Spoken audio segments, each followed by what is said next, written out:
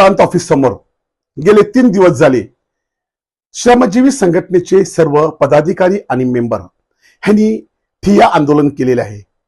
ह्या ठिकाणी हजारोच्या संख्येने आदिवासी बांधव आपल्या आंदोलनात सहभागी झालेले आहेत। त्यांचं एकच म्हणणं आहे की केंद्र सरकारने 2006 मध्ये आदिवासी हक्कासाठी त्यांच्या स्वतःच्या हक्काची जागा मिळण्यासाठी वन कायदा पारित केलेला आहे।